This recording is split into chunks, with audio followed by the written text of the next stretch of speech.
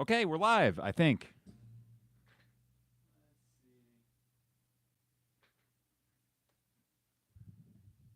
Check 1, 2. Everyone hear me okay out there in YouTube land? Thanks for the few that decided to pop on for the live thing. I know it's usually when we do the second half podcast that gets a lot more people. So this being the first one and just kind of, chatting.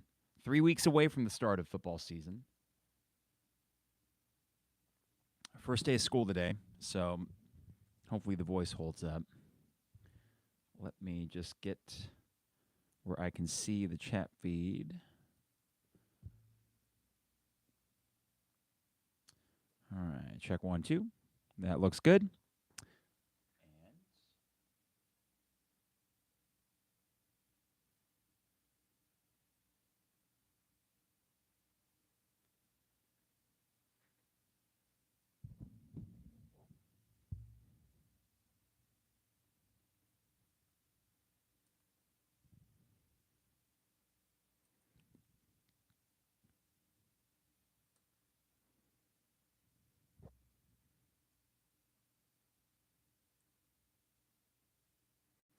All right. Jared Chief, thanks for the heads up on the audio. Here we go. It is the 200 level, episode 343. Mike Carpenter in the basement studio on a Monday evening doing the first live pod in some time. I think it was all the way back during basketball season, maybe that absolutely abysmal NCAA tournament game. We don't need to speak of that. But we have a few things to cover on this Monday night. And with 19 days before the first game day against a pretty decent Toledo team, to say the least. A Toledo team that I believe in today's AP poll finished a little bit higher than you based on votes received. I want to say they're 36 and you're 38. Kansas around the same range, and then Penn State in the top 10. Yeah, it's going to be a tough opening 3 games. Now, what I wanted to focus on for this particular podcast were what I will call causes for concern and reasons for optimism. That's what we're going to title it, and that's what we're really going to focus on, because a lot of what I've discussed so far is the rosier side of things, but I recognize, and I think we all do, that this is by no means a national title contender. They are not probably going to be the favorite in the Big Ten West for understandable reasons, and that a lot of things will have to go right if this is going to be a great season. But I think a big reason why there's so much optimism around this is that not everything needs to go right for it to be a merely good season. And when you're an Illinois football fan, good is great. Good is often enough. And this early on in Bret Bielema's tenure, I'm still in that mindset that being merely good and giving me reasons to be excited for each game day, that's step one, and a massive step for me as an Illini fan. So what we're going to focus on today is I threw this question out there to the Twitterverse, and I'm going to try to get to as many of these responses as I can. Let me just see if I can try to sort this here.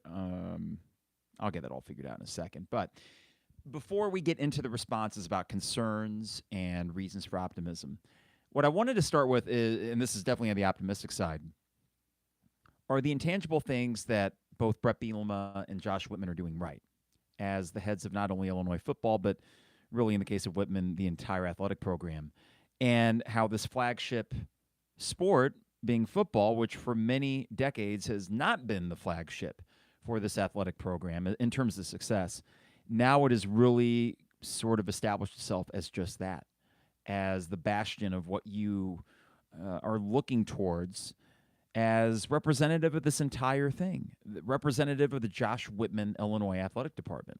And they crossed a big milestone this last week, 10,000 new season tickets.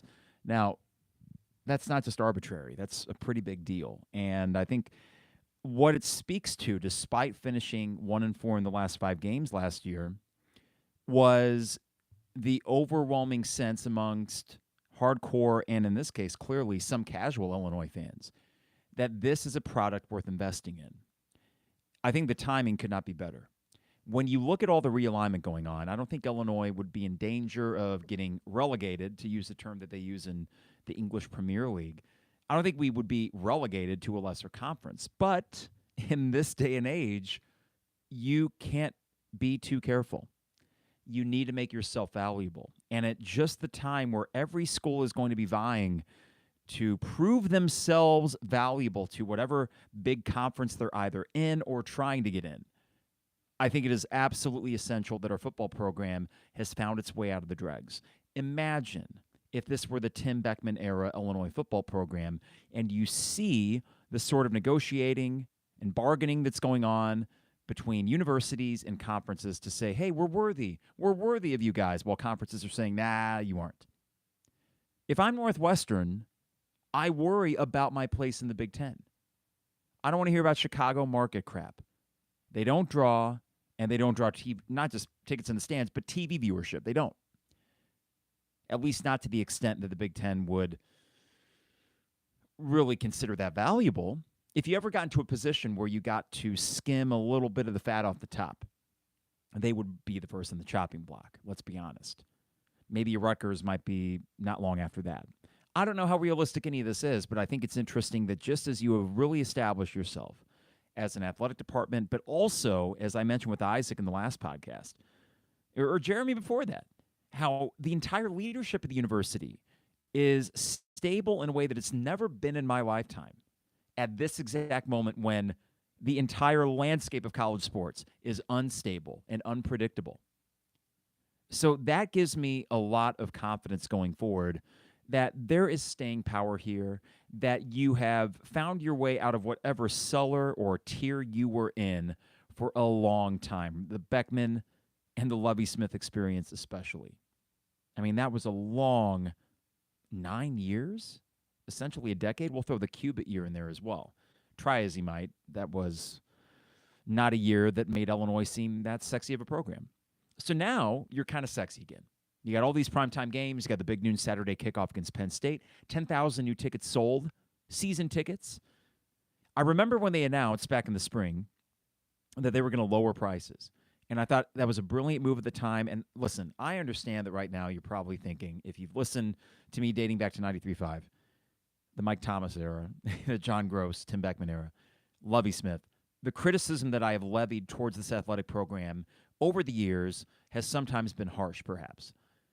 So it might seem like, good God, Carpenter, now you're just completely sucking up. But the thing is, as I've tried to really be reflective about this and be honest about it, they've given me reasons to trust in them, to invest in them, to invest my time and resources into them, to decide that I want to go on a 4-day trip to Tampa to see a team that, even though they've lost 3 of their last 4 regular season games, in my mind was worthy of the trip.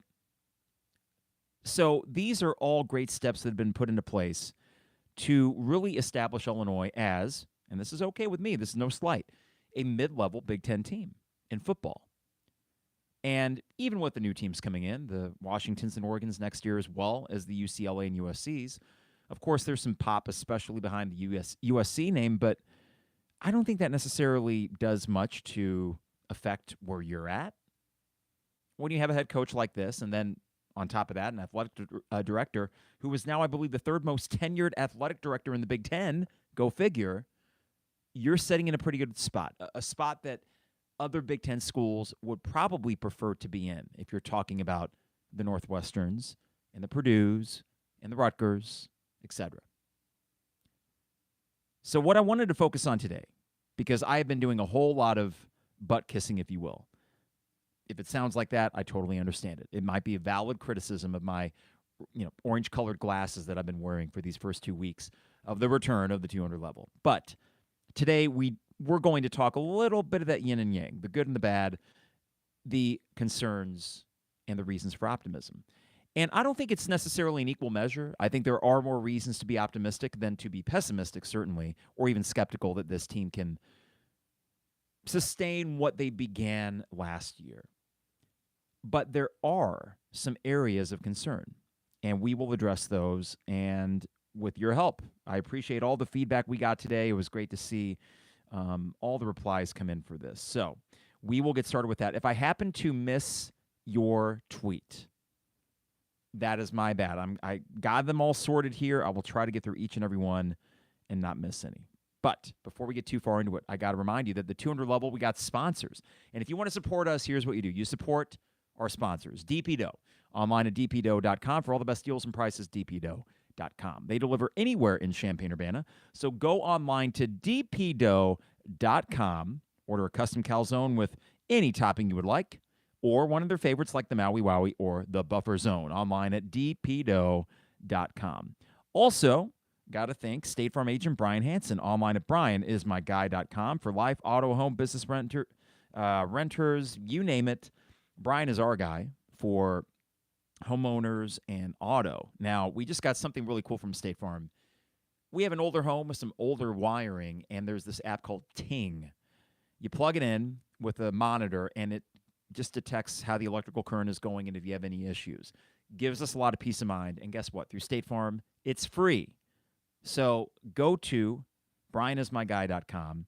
Check in with Brian from Brian Hansen, State Farm agent from bryanismyguy.com, and they will get back to you like immediately. They are so good about communication. So that's bryanismyguy.com.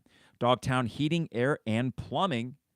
Now, as the summer temperatures rise, I know we're towards the end of summer, but next week looks scalding hot. Make sure that your energy bills stay low. So call Dogtown Heating, Air, and Plumbing to upgrade to a high-efficiency Lennox air conditioner. It's good stuff. Dogtown offers financing, including 0% no interest for qualifying customers. If you have rooms in your house that just don't seem to stay cool, I can relate. Ours is pretty good, but we could use a new one in a year or two. Call and ask about the great rebates on the Daikin Ductless Mini Splits. Call Dogtown Heating, Air, and Plumbing at 217-841-4728. Dogtown Heating, Air, and Plumbing, your home's best friend. And our newest sponsor, Owen Builders, LLC, online at owenbuildersllc.com. Luke and his staff, excellent at what they do. There's a gallery on their website. These are home additions, porches, decks. This is exterior and some interior as well. We're talking kitchens and bathrooms. They are very diverse at what they can do for your home. Very competitive pricing. So go to owenbuildersllc.com. Get in contact with them to get a free quote today for your next home project. That is owenbuildersllc.com. Also, Champagne Showers Podcast Network. Appreciate them and appreciate you. So if you can rate and review us on Apple Podcasts. I don't know if Spotify has that feature or not, but wherever you get your podcast, if there is a rating or review system in place, that helps us big time. And I know a lot of you have, and it helps us kind of move up the charts, as they say, which we've been doing thanks to you. So usually when people type in Illini, football or basketball, we're right up there, and that's thanks to you. All right, hello to the YouTube feed tonight. For those tuning in on a random Monday evening, I will say going forward that the schedule that I plan to keep through football season is Sunday, sort of an immediate reaction, like late Sunday mornings before the NFL games kick off, right? A midweek podcast, and God knows if things are going good, I'll pop down here probably twice in the middle of the week and want to talk about Illinois football. I think that we will have some moments like that this year where the excitement is really high. I hope we do at least. But that's why we really wanted to focus on the both. The good and the bad, not the ugly. I don't think there's going to be much ugly this year. That's not really how Bielema's teams play. Somehow they can make a 9-6 win against Iowa seem beautiful. That did not feel ugly, did it? I don't know. Maybe the win itself covered up a lot of the ugliness of that game. But Jared is mentioning here in the chat thread, I was talking about the season tickets, and he says, as a student who bought football tickets simply to get an advantage for basketball tickets, I just hope we get some good home wins. I'm excited.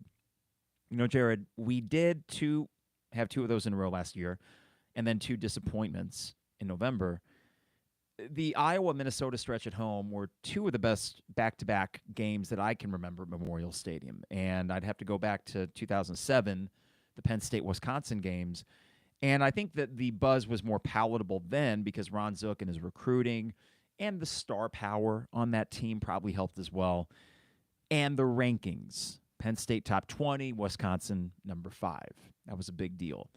You have a major opportunity, of course, in week 3. And before we get started, Jared, I think we'll talk plenty about the schedule in the next couple weeks, next 2 to 3 weeks. But the goal is starting 2-0, not just because you don't want to lose to Toledo or Kansas. Neither of those, here's the funny thing, Neither of those would technically be a bad loss. Of course, losing to Toledo would be such a buzzkill after the hype that's built this offseason. I'd be bummed, and I'd be worried going into Kansas. I think they could still recover and beat Kansas. But the goal, somehow, some way, any way, shape, or form, is 2-1 in the first 3 games. That would be a great start to the season. 3-0, we're off and running. But if you start 2-0, that Penn State game, that, Jared, is the kind of signature home win that goes above what you did with Iowa and Minnesota last year. Neither of those teams, if I recall, were ranked. Certainly not Iowa, whose offense stunk. Minnesota might have been getting votes, but you were getting votes at that time too. So hope beyond hope, Jared. 2-0 start really set up a massive big noon Saturday kickoff on Fox. All right. The question I asked today, one sec. Periodically, we'll be taking sips after first day with the kids back at school. Great kids, but man, it's a different energy. C. Vance replied to this. Okay, concern, optimism. Number 1, cause for concern. C. Vance says mainly depth on the D line and secondary. 1 to 2 injuries from that being tested. Already have one with Bailey out, at least for now. Also, QB lack of experience. Let's start with that. Totally agree on the depth on the D line. We know how good the studs are. We know how good Newton and Randolph are. But if you lose one of them, then all of a sudden the strength of your defense that you think can help you overcome inexperience in the secondary, that becomes a merely good unit. Now, I think you are helped out by, and I don't know, C. Vance, if you're necessarily including the outside backers. I know they aren't technically D linemen, but in many ways they play as vital of a role in the pass rush. So for me, the likes of a Gabe Backus and a Seth Coleman on the outside help you bolster that front 5, let's call it. And then you have a Tariq Barnes in the middle, which just provides a lot of veteran leadership, and you feel was a pretty sure-handed linebacker. But agree on the depth. And you mentioned the secondary. Now, the secondary, I don't think you were referring to the depth. Maybe you were. I'm not worried about the depth of the secondary so much as the experience. And it will be tested, as you mentioned, with Matthew Bailey. He was a major player on last year's team. If I recall, he was really good in the bowl game, too. Forget if he got an interception or not, but he was very good. So, all that said, they brought in plenty of talent, and if I'm to try to find something to ease my mind, I'm going to hang my hat a bit on the bowl game against Mississippi State. Mississippi State, a good offense, of course, a Mike Leach offense, and you held them in check with a relatively untested secondary. Now, Quan Martin played in that game. So did Kendall Smith. Sidney Brown and, Devin Witherspoon, top 5 pick. And I believe Taz was still hurt or did not play. But you can correct me if I'm wrong in the thread, and please do. So you have the Tyler Strains out there, the Xavier Scotts. You got all these guys in the offseason to bolster a unit that lost some heavy hitters. Now, the concern, of course, is that inexperience against good quarterbacks like you're going to face in the 2 weeks that you start the season, well, first 3 to be honest, that could lead to some broken coverage. When you play a single drop safety like that, a free safety that's just kind of roaming back there, do you trust Taz on one side, Tyler Strain on the other, which I think you could. Or whoever else you put at the other side of the cornerback. Do you trust your nickel back? Do you trust them to be that first line of defense so that whatever the wide receiver may do, they don't get deep? This is where that complementary football, we usually think of it in terms of the offensive unit and the defensive unit. And then I guess the special teams fits in there, which we'll get to. But I really hope that offsets it. I really hope that this defensive line against a MAC offensive line can cause havoc. And if they do, then I think we can be okay in that game. We'll see with Kansas. But I agree with you. And how can you not, C. Vance? Yes, the depth on the D line, if you lose one of those 2 guys, that's a problem. And then the secondary inexperience. Optimism, though. C. Vance says, Bielema. This team is doing the little things right, win the close games, and this could be a special year. To me, in the first podcast back, I mentioned how the intangible factor of this year, that of, we were close but not good enough last year. I feel it as a fan, but I know they feel it much more over at the Smith Performance Center. They know they left wins on the table, and that their biggest bugaboo last year was not closing close games. Iowa was a rare exception. Wisconsin, the game was in hand. Minnesota, the game was in hand. Purdue, Michigan State, when you could have made that play to flip it in a late game situation, you just didn't. Michigan, you left a win on the table. So I hope, like you do, C. Vance, and maybe it's not hope, it's so much as I think genuine reason to think that they will respond in a positive way is Bielema. And the fact that he can frame this in a positive way and not have to rely too much on cliches and us against the world mentality like the dopes up at Northwestern. That's a whole other story. I may or may not broach that today, but Bielema is certainly reason for optimism. From Peter Elliott, concern, potential injury to one of our 4 best linemen, so he agrees with C. Vance. Now, he also mentions, however, Isaiah Adams and Julian Pearl. And, of course, that is worthy of being mentioned. The left side of your offensive line is great. You feel great about it. Center, we will see. I will go with the bloodline of a Josh Kreutz and say, well, he might be undersized, but they keep raving about how smart he is, and I know they wanted the guy that ended up going to Auburn, whose name escapes me. They didn't get him. They didn't pay him enough, whatever it may be. So I feel great about the left side of the line. I like that is the blind side for Luke Altmaier, and that if you can keep him upright, I think he stays healthy this year. If you lose one of them, though, that strength of the offensive line goes away. So that's a very good point. Optimism from Peter Elliott, dominant pass rush. And that right there, if I think about, Peter, some of my favorite teams or the Illinois Bears teams, there tend to be 2 common denominators in how those defenses made those teams as good as they were. So let's go with the Bears, for example.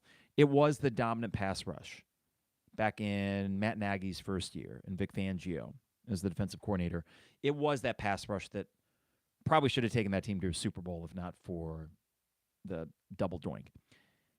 If I look at Illinois teams in the past, in the 2007 team, we could talk about how good the linebackers were, and certainly Jay Lehman was a stud in the middle, along with Britt Miller on the outside, and he had some good secondary guys, of course, in Avonte Davis, a DeRay Hicks, 2 senior safeties. That was big, great secondary. But that D-line got some pressure.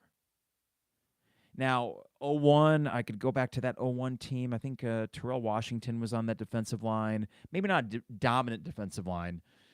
You go back to 94, you had great linebackers, but they could get to the quarterback. All that is to say that if you can get to the quarterback, dominant pass rush, as you said, that really masks a lot of weaknesses.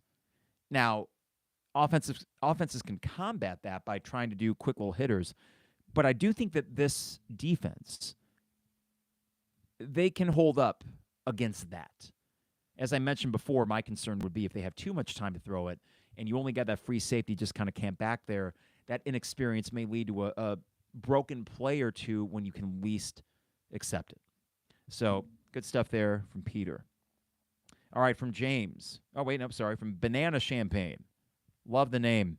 Concerns. Many of the wins last year were super close and could have easily gone the other way. I'm hoping it wasn't a fluke with DeVito and the Brown brothers.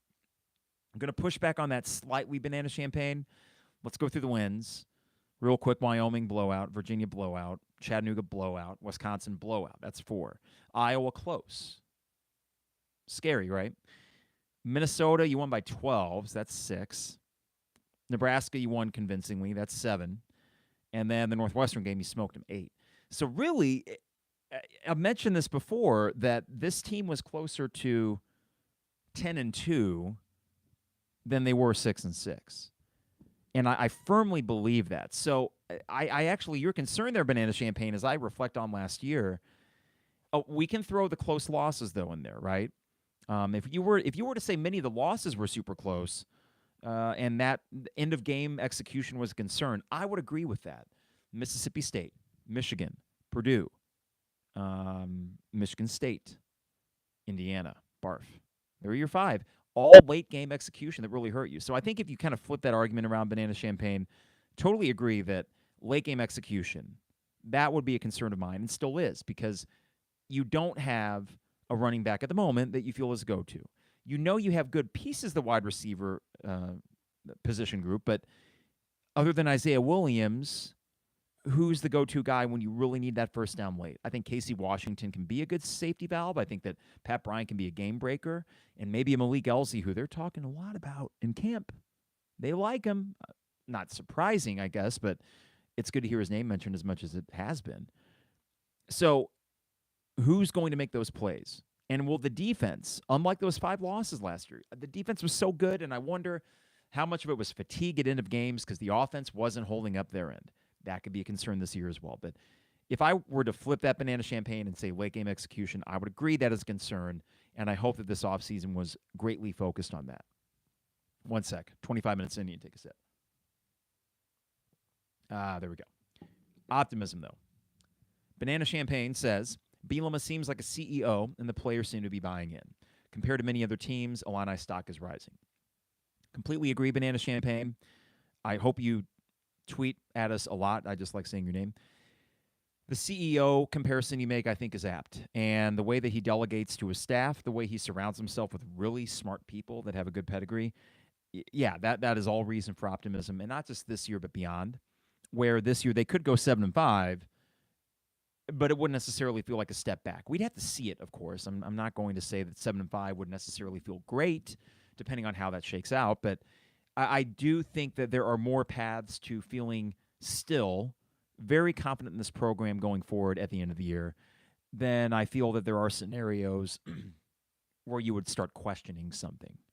And I say that as an Illinois fan fully aware of the many disappointing follow-up seasons that we've experienced, which have been many. We got a few here in the YouTube chat window. So from John, we were short Sydney, Spoon, and Taz in the bowl game. So think about that. Pass-happy offense. I think there might have been a wide receiver out for Mississippi State. I know a running back was out too, but for the most part, they were intact. Their starting quarterback was playing. Not like an all-world quarterback, but good enough. And you held them in check. Now, this is from John as well. I think we're really counting on the big boys to bully Toledo and Kansas in the trenches in the first 2 games. We could.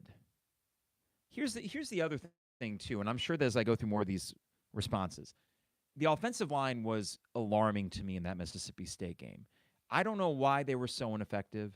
I'm going to chalk it up to a bad day or maybe, as simplistic as it sounds, the Mississippi State's D-line is just an SEC D-line, and even a run-of-the-mill SEC D-line is really good.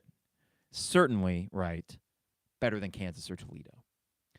If that's the case, and you can win the battles in the trenches, they might have stud quarterbacks. I know Toledo's bringing a lot back on a pretty good defense, Mac or not. Yeah, there are concerns, and they are really solid teams that you're playing. But if we are to boil football down to its bare essentials, which I know Bielema and his identity sort of does that, if you focus on the trenches, you should still feel good going into those first 2 games. So, John, thanks for that. From It's Rogo. Hello, Rogo.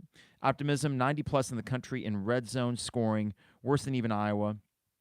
Got to score points to win consistently. You know, that cause for concern, and if I'm reading this right, It's Rogo. It's almost like it was so bad last year, it can't be worse. It can't be. When I was talking to Lunny the first podcast back, I asked him how much having a guy like Chase Brown impacts play calling. And the comparison I made was having Eddie Van Halen in your band. He's going to take a solo in every song. He's Eddie Van Halen. How can you not give him a solo? How can you not give Chase Brown the ball in crucial moments for an offense that was lacking other weapons, right? And I wonder if not having that crutch, I mean, it's a very psychological thing, I'm sure, for any offensive coordinator, and knowing that Bielema tends to play things a little safer than other coaches. But I think we've seen a trend. From year 1 to year 2, and then hopefully into year 3, Bielema has shown more of a propensity to go for 4th downs, to take some chances. And now that you don't have that crutch of Chase Brown in the red zone, I think it may open things up. Now, what Chase Brown was amazing at was between the 20s. And don't forget all the drives that he kept alive or sustained, or the time of possession crazy discrepancies you had against like a Minnesota. 40-20. Why? Because Chase Brown was special. And he is. So you can't just replace that, but the way offense is in college football, I would like to think that you can find your way to it. And I hope Lenny can. All right, got a couple more here. Well, actually more than a couple. Let me just get back to the Twitter question right here. Okay. This is from Brad. TCR Brad. Used to work at the Champagne Room. Hey, Brad. Number 1, the history of this program. So this, I'm guessing, is concerned. The history of this program and the multiple times we've come into a season with hearty expectations on the coattails of an 8+ win season, only to fall flat and completely miss a bowl game. Well, it's worth mentioning. I have tried, Brad, and I did this last year for the Michigan State and Purdue games. I should have known. The Illinois fatalist in me would say, I should have known. I should have known better. I've seen this before. I definitely felt duped after the Purdue game. I felt like, well, how could I not have seen this coming? But I try to very consciously fight that because it doesn't have any bearing on the now. What happened in the past when these kids were young doesn't have any bearing on the now. But it has an impact on the fan base. I do wonder, those 2 home games, the crazy confidence bubbling through that place in the Michigan State game, it probably trickled down in the field. How can it not? They felt like they were going to smoke Michigan State. I felt like they were going to smoke Michigan State. We all did. They didn't. Michigan State kind of punked you a little bit. Purdue, it didn't feel right from the start. All of a sudden, we were puckered up as a fan base. It's amazing the sort of vibe that can permeate a stadium. And boy, did it ever against Purdue, where it just got ugly. And everyone felt like, oh, we're going to lose. And that day sucked. It sucked in every which way. The weather, all of that just sucked. And Brad, I think it's fine to mention it. It would be kind of, I don't know. It would be ignoring a big part of Illini fandom if we didn't mention that fatalistic thing that is with us because of all these disappointing follow-ups. However, Brad says for Optimism, Bret Bielema. Simply, Bret Bielema. He's not the only one to say that. That's the second one that I've read, and there's more. From Herb Lawrence. Good to hear from Herb. Number 1, defense lost a lot off of a dominant group. Walters, Witherspoon, Martin Brown. Mentions Walters, which I think is important. How will they do with the new starters? So, listen, to Herb's point, the defense is not going to be as good, and I think we all know that. They aren't going to be the number 1 scoring defense. That's a once-in-a-lifetime thing for Illinois football. Pretty incredible, right? I still think they can be a top 30 scoring defense. I think they can be a top 5 in the Big Ten defense based on that defensive line, based on your front 6 or 7, whatever you want to call it. You feel really good about that. And hoping that there's enough in the Bielema defensive mojo, pixie dust to trickle down to Aaron Henry and the staff, which is by no means a green staff. Plenty of experience. I mean, Charlie Boulin, the offensive linebackers coach, comes from the NFL. Your defensive line coach, Jameson, still here. You have the secondary still being coached by Aaron Henry, and then Finellis, the new guy, helping out with that as well. And then, by the way, Sunday through Thursday, you have Jim Leonard helping out. So the defensive staff is still very good, and I think what we'll find out, Herb, and maybe even relatively quickly, is just how special was Ryan Walters. Ryan Walters is going to have a long, successful career. I hope it isn't necessarily at Purdue. I mean, I wish him well to a degree, but just not while he's there. I do wonder how much of Walter's success is due to an overall successful system that was already kind of put in place. Now, what Ryan Walters does very well, and I know Jeremy pointed this out when he visited with us a week and a half ago, what he does very well is call plays. I thought that Aaron Henry did a great job of that in the bowl game. I thought the play calling and the overall strategy behind what they were going to do to keep Mississippi State out of the end zone, that worked. They weren't able to get takeaways to the degree that you wanted to, or really big defensive plays, but I thought that overall the performance from the defense was impressive. So I'm going to hang my hat on that, Herb, and try to understand myself that the defense won't look as dominant. It just won't. They had a run there last year where it was pretty incredible. But I still think that they can find their way to being a very good defense. And I think that that's enough to win the 7 or 8 games that would make us feel like it's a successful season. Optimism. Herb says, Bret Bielema is a program builder. I have no doubt that he'll get the team ready to play really good football. There you go, Bret Bielema. That's a recurring theme here from Dave. Secondary and passing offense, still a concern. We mentioned the secondary, so I want to focus on Dave's second point. Passing offense. Luke Altmaier. Won't be the first time we mention him.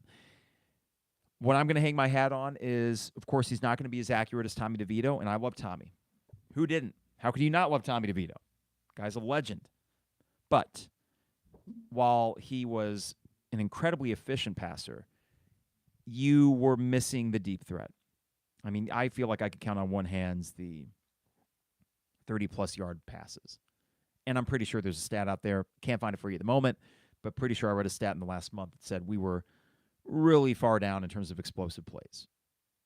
Now, that speaks to, I think, and this is why I'm going to kind of bundle this, Dave, passing offense and Barry Lunny as a whole into a positive thing. I'm going to give you some positive spin here. Lunny has shown the ability to sustain drives despite not having the explosive play. I would think that explosive plays have less to do with play calling and more to do with the Jimmies and Joes, as Ron Zook often called them. Not the X's and O's, but the Jimmies and Joes. So if you can somehow mix that, and that would come in the form of a Pat Bryant, or an Isaiah Williams, the more you utilize him, which I think that Isaiah, you started to see him stretch the field, especially in that bowl game. Isaiah was great. And then a Malik Elzy. I know that's a freshman. You can't count on that, but just him or a Wilcher that can just give you some speed. I mean, remember a couple years ago, who was the quarterback? And you're going to have to help me, YouTube feed. The former quarterback that became a deep threat, had a deep passing or receiving touchdown against Nebraska, had a few. He ended up transferring out. The name will pop up, and you might be yelling it at your car speaker right now, but just someone to stretch the field, or a couple, because you got some sure-handed guys. So I would like to think, Dave, that can help you out. Luke Altmaier, we haven't seen him. So, of course, I can't sit here and say that I'm confident in him. But I feel like we would have heard murmurs that, oh, boy, it's not going well. And instead, you're having guys like Isaiah Williams praise the throwing ability and the deep ball throwing ability of a Luke Altmaier. So, very valid, Dave. That was me trying to talk my way out of it. But if we were to make a top 5 list, yes, passing offense has to be on it. Secondary inexperience. Passing offense is not far behind. All right, optimism, D-line, and running game I'm optimistic on. I got to be honest, Dave, I am more concerned about the running game than the passing game. I like Reggie Love. I like Josh McCray when he's healthy, but I can't count on that. Reggie Love showed me a little bit in the last couple games of the year, even though I didn't feel the line was giving him a lot. And I don't think Chase Brown, we saw in the Northwestern game, Chase Brown was ineffective. I'm sure that fatigue played a part of that. I don't know how effective Chase Brown would have been in the bowl game. There just weren't many holes for anybody to go through. So I actually, now that I think about it, in YouTube feed, you can tell me if I'm crazy. I'm actually a little more concerned about the running game than the passing game. Now, the argument against that would be that Bielema's track record suggests they will always run the ball somewhat effectively. But yards per carry last year were not great, but they just carried it so much and consistently, decently enough. And then, of course, Chase Brown was wiggly and hard to bring down and found the holes better than a lot of guys in the country. But I am concerned, now that I think about it, if I am being honest, running game I'm more concerned about than passing. Might seem like blasphemy when you're talking about a Bret Bielema team. All right. From Michael. Oh, real quick, I got something in the YouTube feed here. This is from Stephen Colbert. Any long-suffering fan base has that tendency where even when we expect things to go well, the minute something goes wrong that we don't expect, we revert to that pessimism, which is weird considering how far this team has come under Bert. But it's hard to banish a decade of bad football in a few years. And honestly, Stephen, that's why I felt 2 years ago was a sort of exercising of the demons. When you went 5-7 in those early games against Maryland and Purdue, that felt like you were just getting rid of the toxicity that had built up, detoxification of Illinois football. And last year, you got damn close to really detoxifying it, but at the end of the year, it just kind of crept back in. Just enough to maybe make people leery, though I'm happy that people seem to be able to look at that finish with enough nuance to see that that wasn't a collapse so much as a missed opportunity. And we know what a collapse is. We know what that is. 5-7 in 08 or 3-9 in 2009. That's a collapse. In 2002, starting 1-4 after the Sugar Bowl. That's a collapse. We've seen those. Last year, the end of it did not feel like that. In a way, the Michigan game, despite not winning, it sucked. You would have loved to get the win, but it reminded you, oh, wait, we actually have a coaching staff that knows what the hell they're doing. I mean, they outcoached Michigan that day. And it's like, damn, can we just play you guys again in a few years? And we'll get the opportunity as long as we get to keep that game on the schedule. I really hope we do. But yes. And then Chief Oski mentions the name I was searching for, Deuce Span. That's the name. All right, I got a few more here from Michael. Has to be the QB. This is a concern.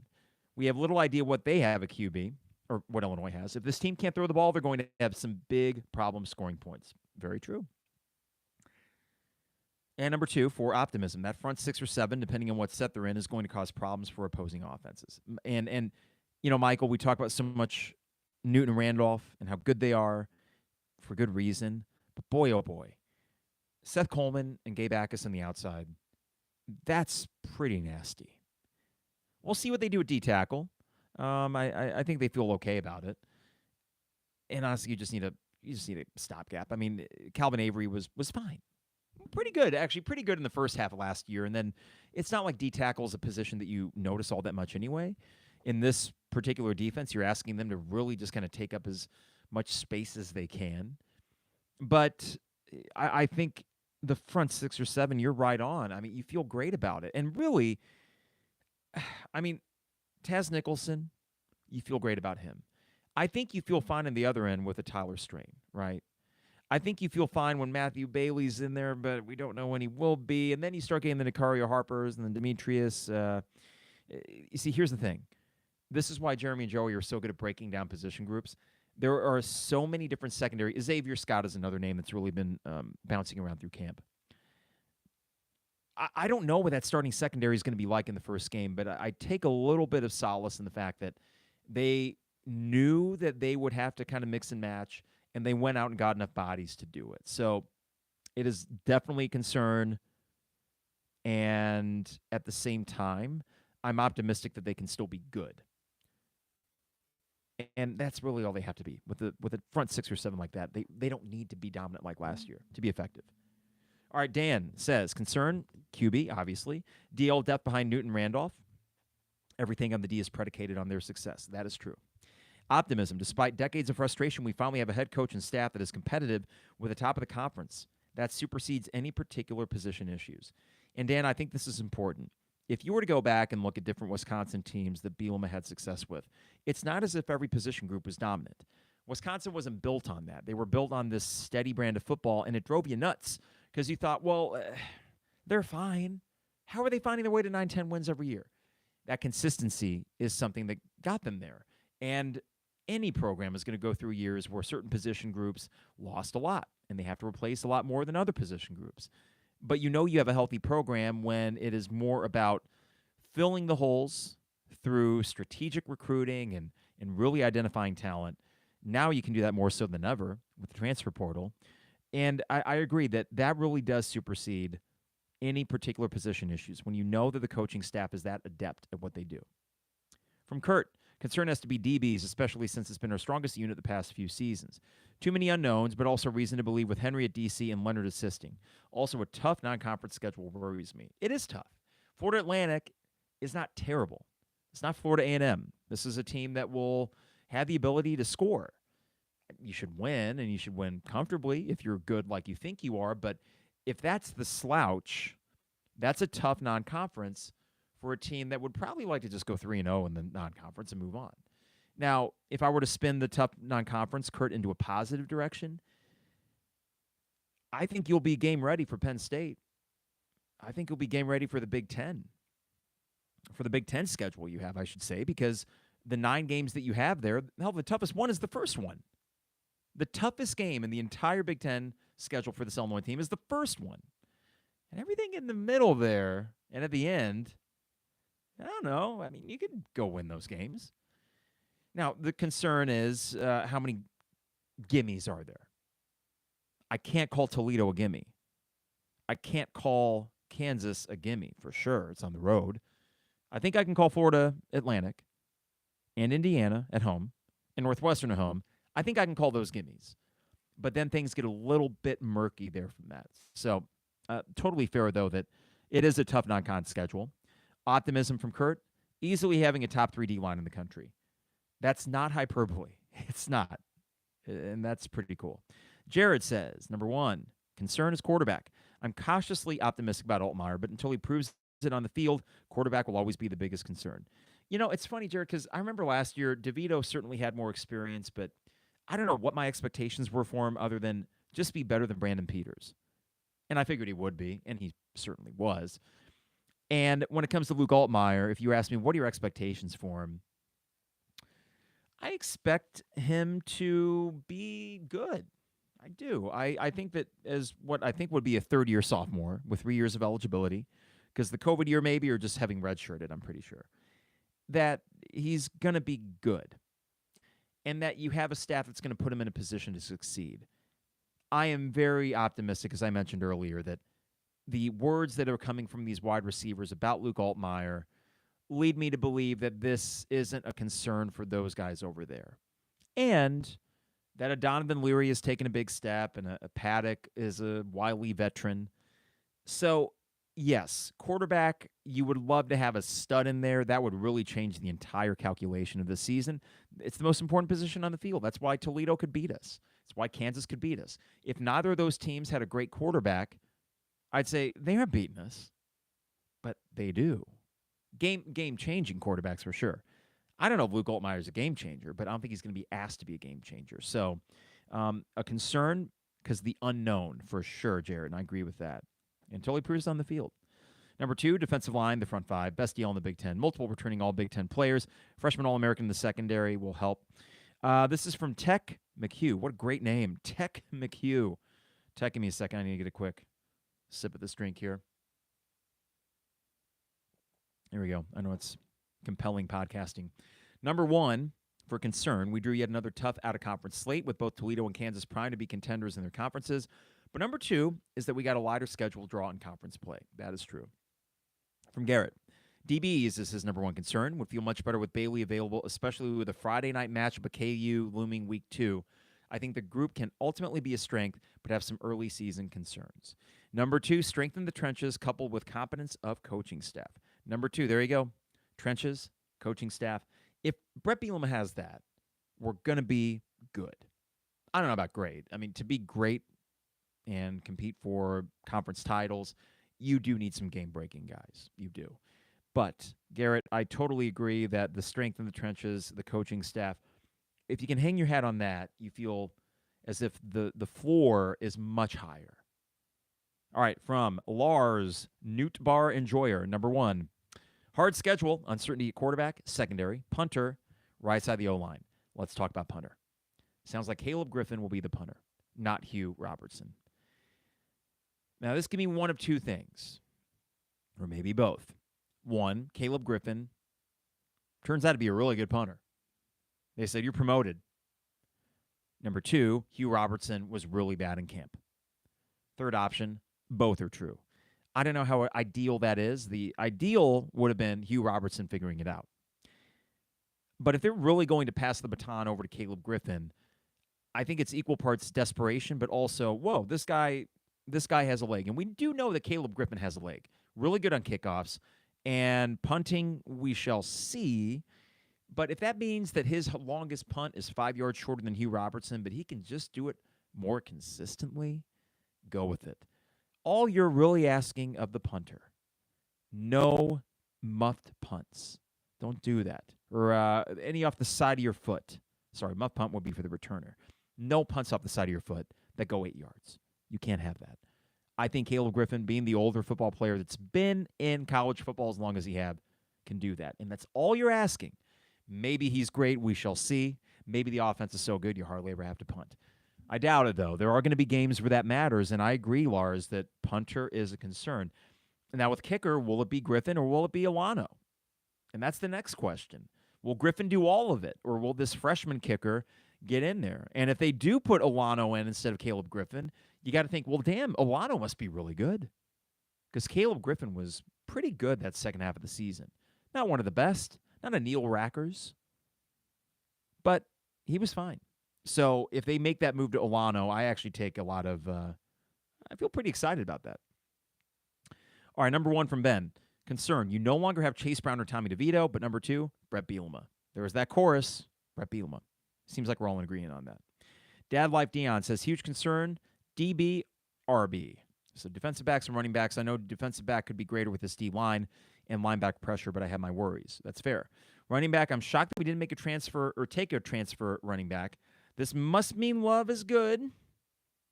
Maybe McCray as well, or are they going to let Fegan play? I doubt, Dad Life Dion, that they're going to let Fegan play. I'm excited for his future. I got to think that Lawfrey or Anderson would be someone that gets some carries. Let's be real. It all comes down to McCray. Love is good at what he does. He was a serviceable backup. I thought he got better as the year went on. The coaching staff trust him. I don't know how much of a game breaker he is, but he did show you in the Northwestern game that he's got some ability. So I like Love as maybe more of a scat back. If McCray can be healthy, and apparently he's healthy now. I mean, the only injury that they have mentioned is Matthew Bailey, but they say everyone's ready to go. That makes me feel good because last year, I forget if we felt like McCray was healthy going in the season or not. I feel like there was maybe something that came out beforehand that indicated that he wasn't 100%. I mean, he only got a few carries against Wyoming. From Josh, QB, concern. A sophomore is just that. Optimism. You know the D is going to be terrible with that front seven. Yeah, the D is definitely not going to be terrible. I think the question really, Joshua, is can they be great? Or are they going to be just merely very good? And if they happen to find their way to greatness again, that's going to be because some secondary pieces end up working out even better than we thought. That's possible. I mean, Kirby Joseph wasn't even in the 2 deep 2 years ago. So as he enters his 3rd NFL season with the Lions, that makes you think, oh, right, like that they're actually, or 2nd season, a really good rookie year for Kirby Joseph. It could happen. It's not as if they have a lack of talent. I think we aren't concerned about the talent in the secondary. They clearly have that. It's just the experience. So, hey, if you can coach them up, then you might end up with another special secondary even without a Devin Witherspoon or a Quan Martin. Keep in mind, Quan Martin wasn't good until he was good.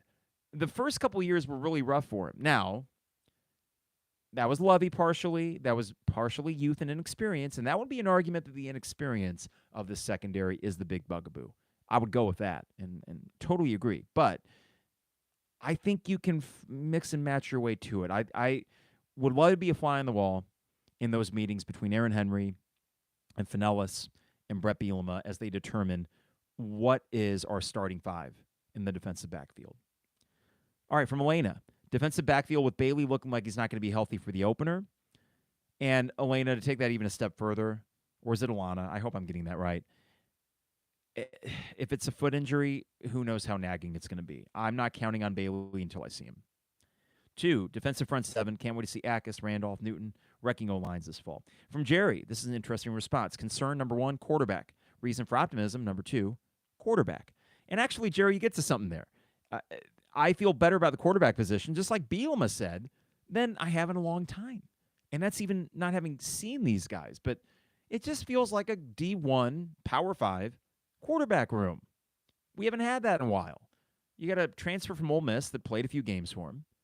You have your own homegrown guy in Donovan Leary that's got a good bloodline, clearly, and is really impressing in camp. And you got a good transfer quarterback that could be used in emergency situations. I think that's pretty good. From Stacy.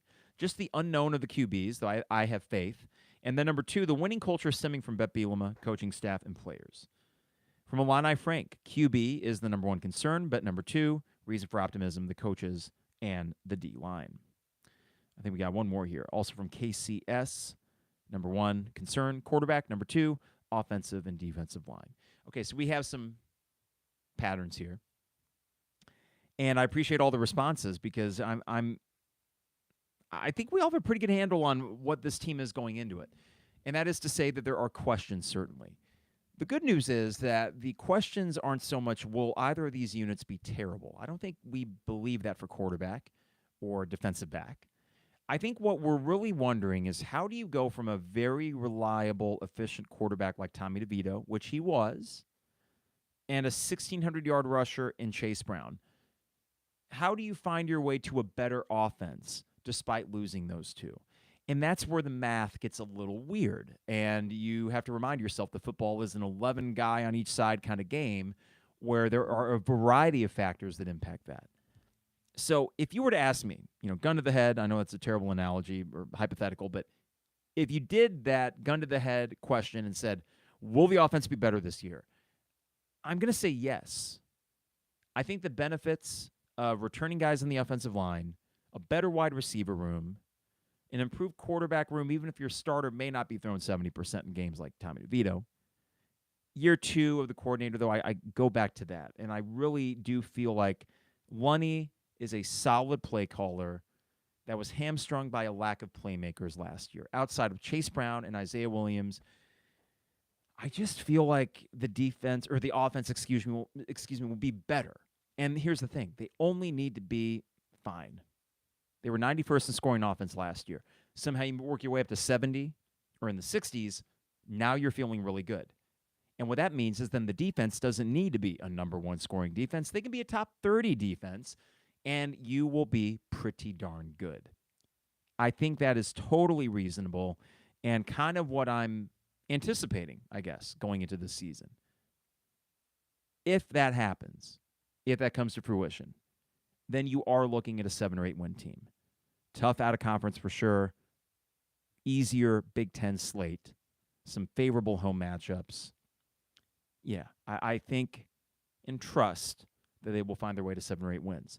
And the good news is that there is this universe where all these things could go right and everything works out beautifully, and the secondary replaces those guys with new playmakers, and Altmaier can just sling the ball, and the deep threat really changes the game for the offense, just keeps the defense honest. And you find your way to 9 wins. Maybe you find your way to Indy.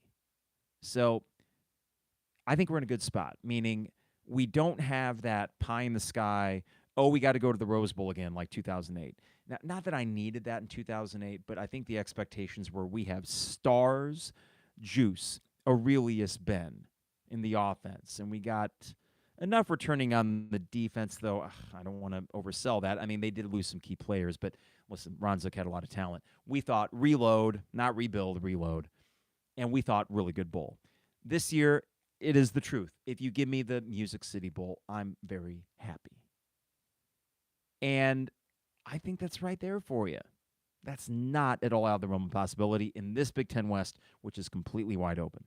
So, thank you guys for the replies. I really appreciate all the feedback. If I did not get to yours, I really do apologize. I had them all up here, though Twitter can be weird, or X, or whatever the hell Elon Musk wants to call it. Now, before we get out of here, got to thank DP Dough online at dpdough.com for all the best deals and prices. dpdough.com. Also, Owen Builders LLC, our newest sponsor for all your home additions. This could be interior or exterior. That's Luke Owen and his staff at owenbuildersllc.com. Dogtown Heating, Air, and Plumbing. Dog days of summer are not over yet, so why not get a new high-efficiency Lennox air conditioner? Next week is going to be super hot. We're talking like high 90s, I think, at a point next week. Give them a call at 217-841-4728. Dogtown Heating, Air, and Plumbing, your home's best friend. And finally, State Farm agent Brian Hansen. Online at brianismyguy.com. Life, auto, home, business, renters, you name it. Brian is my guy, and he can be your guy as well at brianismyguy.com. Champagne Showers Podcast Network, appreciate them. A couple more in the YouTube feed. This is from Steven. Mentions how if you look at recruiting, we're in a better place than the end of the Levy era. It's a very good feeling to know that the coaching staff knows what it's doing. Oh, this is interesting from Mitz Rogo. Let's end on this. So the defensive line that we talk so much about, 83rd in the country in sacks per game last year. Tons of room for improvement. Well, I think you got the coaching staff and the returning guys to do it, and it's Rogo. I think the second most important position group, outside linebackers. Yes, Jared, thank you for reminding me. You guys can keep me honest. Thoughts on the basketball Spain trip? Okay. Last year, the way it ended, for you 200-level listeners, I was a little bit perturbed with Underwood and the direction of this program. And in some ways, I am long-term. This team will be good. I think that's pretty clear. They're going to be good. I think they will be better than last year, and certainly they will make you pull your hair out less because there's not the Matthew Myers or the Sky Clarks or the Jaden Epps. I think chemistry will be better. I think that a trip like that, we only see the pictures, of course. They had a couple of the streams. They play hard. They play with a fire under their butts. It's probably the closest thing to Underwood ball that he's had. If you think about it, I mean, Kofi kind of changed the way that his team's played. This is really just a bunch of 6'7", 6'8" guys running around, playing great defense, rebounding, very frenetic. They can't shoot. So they will be good. But second weekend of the tournament good? I don't know. And then the worry, and I don't want to get too far ahead of myself here, Morez Johnson's great. They clearly know how to enter into the transfer portal and get guys on occasion. That is true. Even though they did not get the big guy, that Ray J. Dennis, that really would have changed things and helped you out immensely. So they'll be good. They'll be more than fine. They'll be good. I don't think Big Ten championship good. Top 4, top 5, and that's good. I don't want to come off as ungrateful for that. And, Jared, I'm glad he brought that up, and we'll get plenty into it as we get closer to basketball. I'm still kind of figuring out where am I at and what do I really expect from this program. I will say that in this name, image, likeness climate, hyper-competitive, Power 2, if you want to call it that, which is expanding into basketball as well with the Big Ten and the SEC. We have the resources and the money to win in basketball, even with a coaching change. I think it's a big year for Brad Underwood in that, despite the success he's had on the court, somehow the excitement, you could chart it, has went down 2 years in a row now. And there is less buzz, I feel like, going into this basketball season than there has been since 2019. That's not a sign of upward trajectory. It's a sign of stagnation. Now, in this case, the stagnation is, oh, darn, we make the NCAA tournament. We finish top 4 in the Big Ten. Boo-hoo, Carp. Agreed. I'm playing the world's smallest violin. Maybe I should be more grateful. But I think a big story, Jared, as we go forward is, okay, what do we expect? What do we want? And in this college basketball climate where you feel confident that your athletic department is in a very healthy place and you got a bunch of donors that are saying, here, take my money so we can go win games, that it's not reliant on one guy anymore. I mean, Brad Underwood's not Bill Self. He's not. We'll see what Brad Underwood truly is, or what are you maxing out? And are we okay with it? And I think that's going to be more of the discussion. The team will be more fun to watch. The team will be enjoyable in their own way, easier to root for, certainly. And but they can't shoot threes. And you got to shoot threes. These were terrible defenses, and they could not make threes. That doesn't change in a few months. So, yeah. I don't know if we learned really anything other than they won't suck, and they'll probably be good. So, Jared, I hope that makes some sense. I sound like a downer. Oh, they'll be good. Ugh, bummer. But we'll have conversations about it. I want to be as fair as I can. And I might be on an island about this, but it just seems like, all right, football, yay, Bret Bielema. We feel this confidence in the coaching staff for football that I don't think we feel for basketball. And I think there's some reasoning behind it, some legit reasoning behind that. But, hey, thank you guys for tuning in. I appreciate you jumping on this YouTube feed for the first time this season. And we will be back a couple more times before we get to football season. Try to get a couple more guests on as well. In the meantime, everybody, though, stay safe, stay healthy, and we'll see you soon. It is the 200 level. All right, YouTube. Thank you all for tuning in, and we will see you soon.